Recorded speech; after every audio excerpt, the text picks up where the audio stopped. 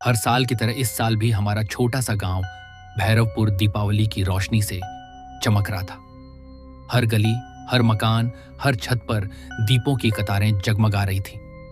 लोग मिठाइयां बांट रहे थे, बच्चे पटाखे फोड़ रहे थे। लेकिन इस खुशियों के बीच गांव के पुराने लोग किसी गहरी चिंता में डूबे थे। कहते हैं, इस गांव में दीपावली की आखिरी रात कोई दिया नहीं जलाता, क्योंकि उसी रात यहां काली आत्मा जागती है। रितेश, शहर से लौटा हुआ एक युवक, अपने परिवार के साथ दीपावली मना रहा था। वो इन बातों पर विश्वास नहीं करता था। जब उसने सुना कि गांव वाले आखिरी रात दिया नहीं जलाते, तो वो हंस पड़ा। अंधविश्वास है सब, अरे दीपावली है, अंधेरा क्यों रहने दें? उसकी मां ने कहा, बेटा मत कर ऐसा। उस रात अगर कोई दीप जलाए तो वो आत्मा उसे अपना निशाना बना लेती है। लेकिन रितेश नहीं माना। रात के खाने के बाद जब सब सोने चले गए, तभी दरवाजे पर दस्तक हुई। बूढ़ा पंडित हरिदास खड़ा था। रितेश, सुना है तू आज रात भी दिए जलाने वाला है? रितेश ने कहा, हां पंडित जी, रोशनी से डरने का क्या मतलब? पंडित ने कांपती आवाज में कहा, उस रात अंधेरा ही सुरक्षा है बेटा। जो रोशनी जलाता है वो उसे बुला लेता है। अगली रात थी, अमावस्या की रात।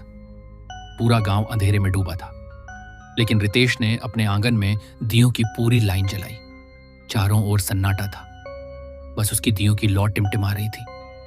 धीरे धीरे ठंडी हवा चली, दियों की लौ कांपने लगी, और तभी एक दिया अपने आप बुझ गया, फिर दूसरा, फिर तीसरा, और आखिरी दिए के बुझते ही पीछे से किसी के पायल की आवाज आई। रितेश ने पीछे मुड़कर देखा। अंधेरे में एक औरत का साया खड़ा था। लंबे खुले बाल, लाल साड़ी और आंखों में अजीब सी चमक। उसके पैर जमीन से ऊपर थे और वो धीरे धीरे रितेश की तरफ बढ़ने लगी। रितेश ने घबराकर कहा, कौन हो तुम? पर उस औरत ने बस मुस्कुराकर कहा, तूने दिया जलाया, अब मैं आ गई हूं। रितेश डर के मारे पीछे हटने लगा, लेकिन वो औरत और करीब आती गई। उसकी आवाज अब भारी और डरावनी थी। सदियों पहले मुझे इसी गांव के लोगों ने दीपावली की आखिरी रात जिंदा जला दिया था। अब जो भी उस रात दिया जलाता है, उसकी रोशनी में मैं लौट आती हूं।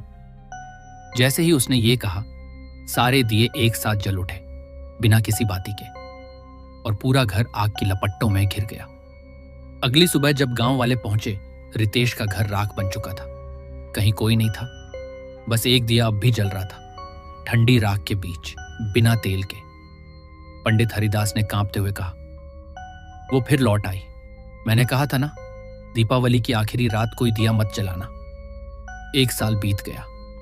गांव फिर दीपावली की तैयारी करने लगा, लेकिन इस बार कोई भी घर सजाने की हिम्मत नहीं कर पाया। फिर अचानक गांव के बाहर के स्कूल में रहने वाली शिक्षिका सुजाता बोली, अंधविश्वास फैलाना ठीक नहीं, मैं इस बार रोशनी करूंगी। पंडित ने उसे भी समझाया, पर उसने हंसकर कहा, अब 21वीं सदी है। रात आई वही अमावस्या की रात।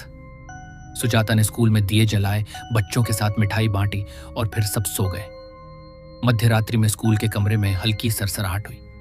एक दरवाजा अपने आप खुला और वहीं पायल की आवाज गूंज उठी। सुजाता उठी, टॉर्च जलाई। सामने वही लाल साड़ी वाली औरत खड़ी थी। उसने सुजाता की तरफ देखा। तूने फिर रोशनी की है, तूने मुझे बुलाया है। सुजाता ने डरते हुए कहा, मैं किसी को नहीं बुला रही थी। वो औरत अचानक हवा में तैरकर पास आई।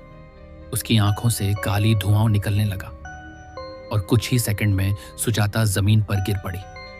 उसका शरीर ठंडा पड़ चुका था, लेकिन उसकी आंखें खुली थीं और उनमें वही लाल चमक थी।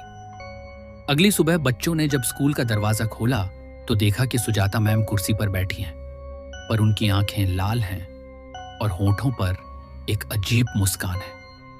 वो धीरे से बोली, बच्चों, दीपावली की आखिरी रात फिर आने वाली है।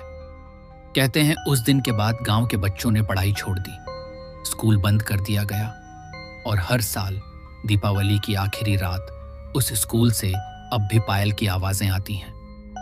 कभी कभी कोई बच्चा देखता है, वो लाल साड़ी वाली औरत आंगन में घूम रही होती है, हाथ में दिया लिए और मुस्कुरा रही होती है। दीपावली की आखिरी रात रोशनी से नहीं, अंधेरे से बचो।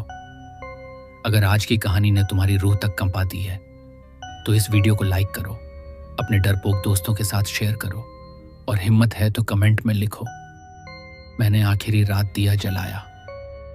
और हाँ, अगली डरावनी कहानी सबसे पहले सुनने के लिए सब्सक्राइब जरूर करना, क्योंकि अगली बार शायद वो तुम्हारे गांव की कहानी हो।